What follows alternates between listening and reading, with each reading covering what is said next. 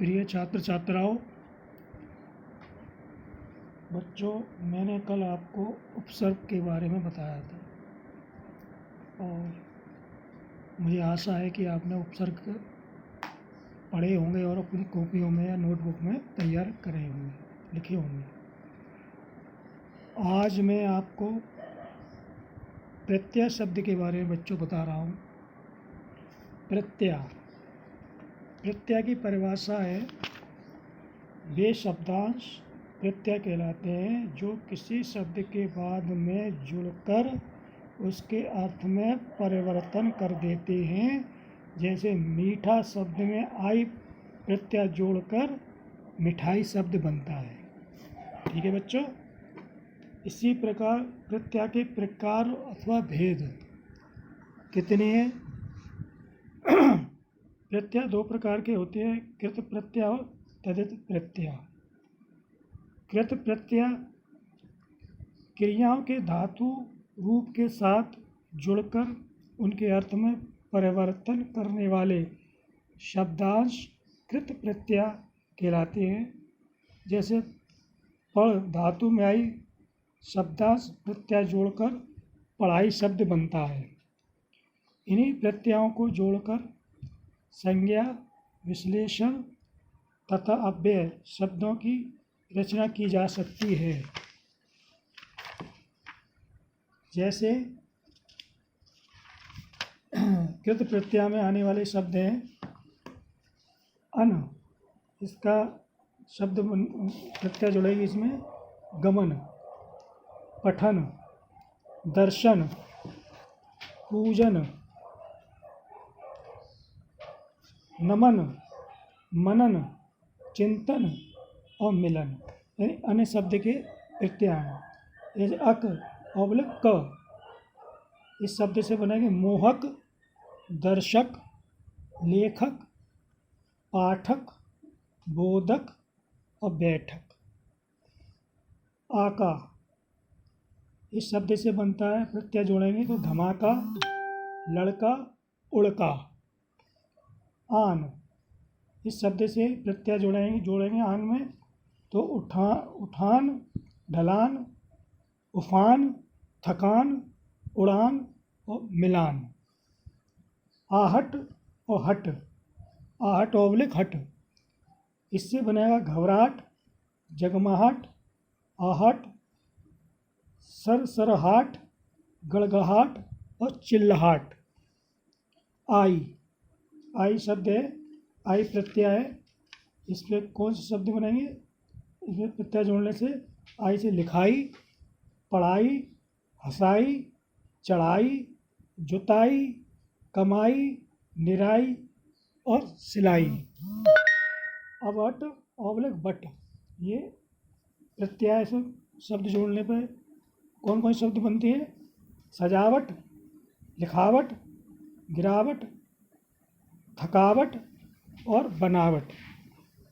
औती इससे प्रत्यय जोड़ने से, औती प्रत्यय जोड़ने से क्या बनेगा? फिरौती, मनौती।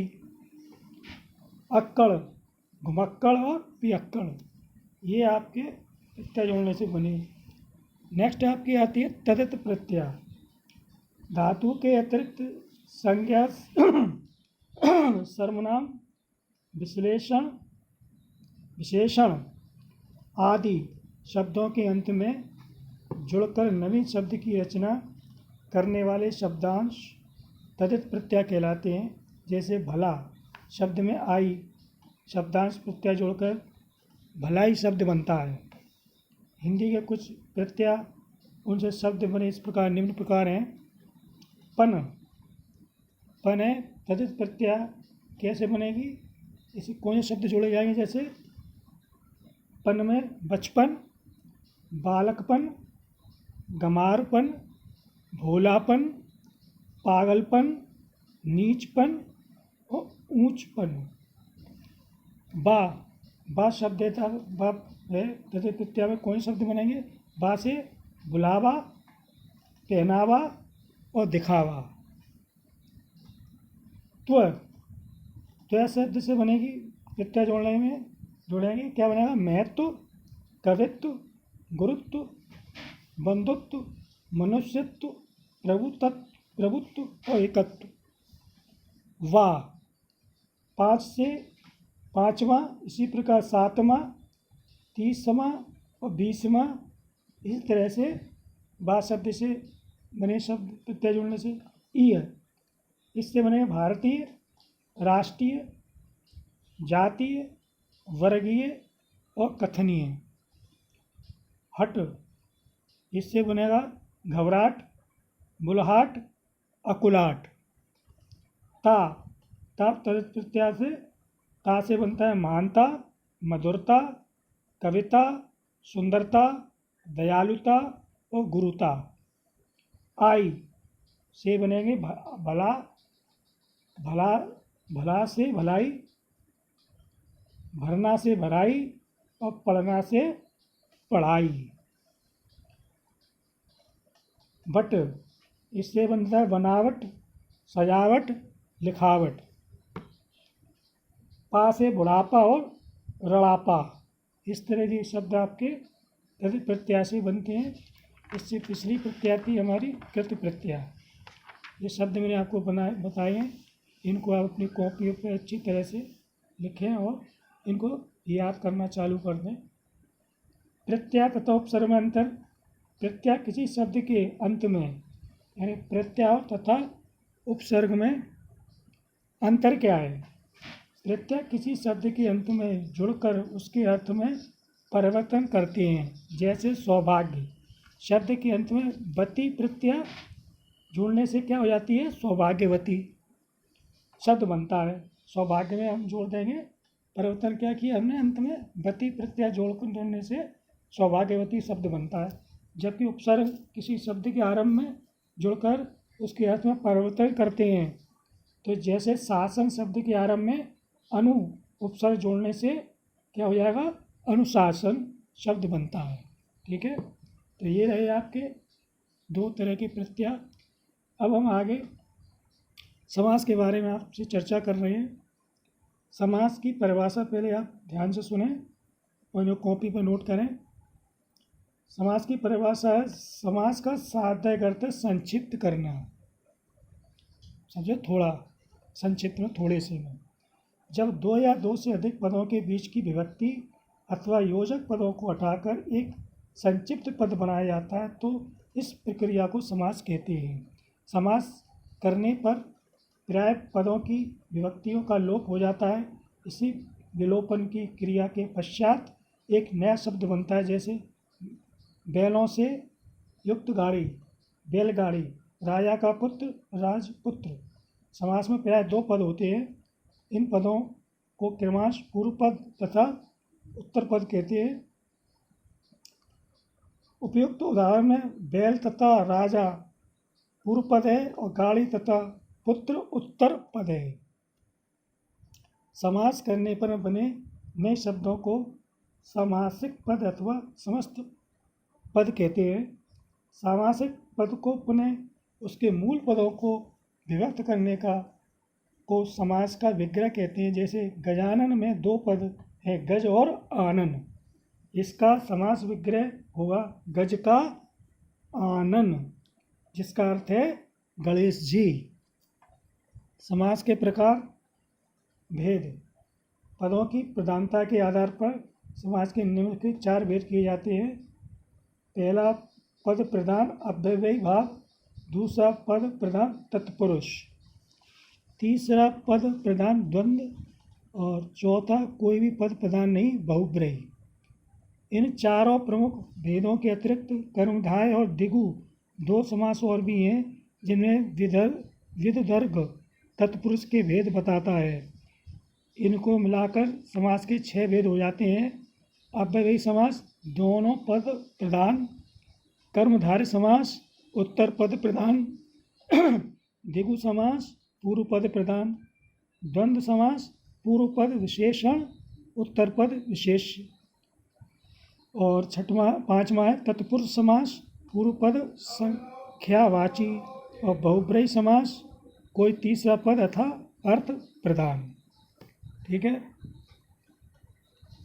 पहला है हमारा अव्ययी भाव समास।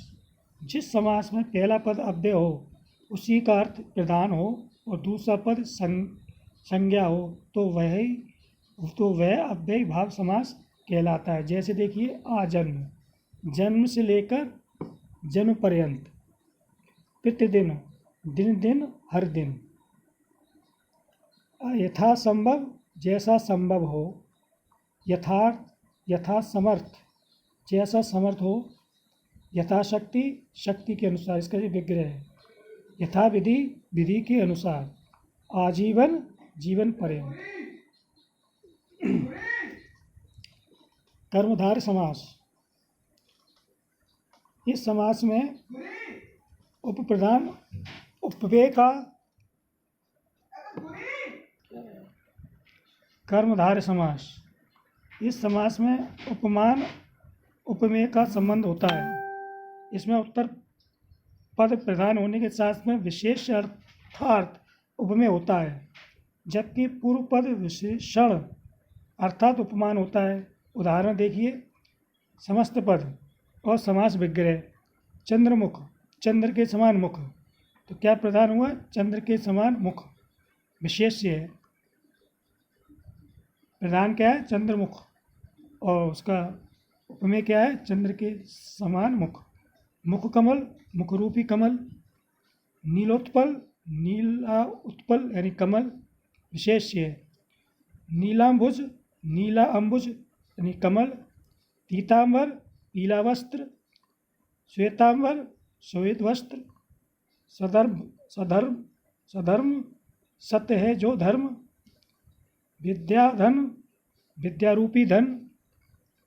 नील गाय, नील ये जो गाय, तो क्या विशेष हुआ? नील ये जो गाय है उसका विशेष है। नीलांबर, नीला अंबर अथवा नीला है जो अंबर। महात्मा, महान है जो आत्मा ओब्लिक महान आत्मा वाला। घनश्याम, काले बादलों के समान। नीलस्व, नीला अश्व। महादेव, महान है जो देव। रक्त वस्त्र, लाल कपड़ा। रक्त वस्त्र मतलब लाल कपड़ा, तो प्रधान क्या हुआ? रक्त वस्त्र, और उसका विशेष क्या है? लाल कपड़ा। महाजन, महान है जो जन। परमानंद, परम आनंद। रक्तांबर, लाल वस्त्र। पीतवसन, पीला वस्त्र। सज्जन, सदाचारी पुरुष। रक्तवर्ण, लाल रंग। पीत पृष्ठ, पीला पृष्ठ। पीत कमल, पीला कमल। नील कमल, नीला कमल। नील पुष्प, नीला पुष्प। महापुरुष, महान है जो पुरुष। श्वेतांबर, सफ़ेद वस्त्र वाली। कुमाता, बुरी माता। श्वेत कमल, श्वेत है जो कमल। शुभ कर्म, शुभ है जो कर्म। श्रेष्ठ पुरुष, श्रेष्ठ है जो पुरुष। महावीर, महान है जो वीर। पुरुष व्यग्र, पुरुष रूपी व्याघ्र। महाधन, महान है जो धन। सतपुरुष, सच्चा है जो पुरुष। स्वर्ण कलश, स्वर्ण का है जो कलश। महावन, महान है जो वन। विशालाक्ष, विशाल आँखों वाला। महाकवि, महान है जो कवि। और सत्पुरुष, सत्य अच्छा है जो पुरुष। तो आज मैंने आपको बच्चों कर्मधारय समास, समास की परिभाषा, अव्ययी समास, दो समास बताए मैंने आपको। इनको आप अच्छी तरह से तैयार करें और वो कॉपियों पे, नोटबुक पे अपना लिखना चालू कर दें। और इससे पिछला मैंने आपको तत् प्रत्यय हो, तत् प्रत्यय बताइए, तत् प्रत्यय। इससे पीछे मैंने आपको उपसर्ग बताए थे वो। ये सारे जितना हिंदी व्याकरण है ये आप अपना कंटेस्ट करें और तैयार कर लें, जिससे कि आपको किसी प्रकार का कोई दिक्कत ना हो। और मैं उम्मीद करता हूँ कि जितना मैं आपको बताता जा रहा हूँ वो आज आप अवश्य ही कर रहे होंगे। मैं ऐसी आपसे अपेक्षा रखता हूँ और आगे भी मैं आपसे यही उम्मीद रखता हूँ कि आप अपना कार्य सुचारू रूप से जारी रखें और अपना याद करते रहें।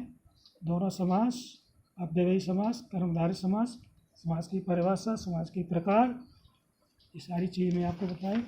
कल मैं आपको द्विगु समास और द्वंद्व समास, तत्पुरुष समास और बहुब्रीहि समास, इनके बारे में आपको कल बताऊंगा निश्चित रूप से।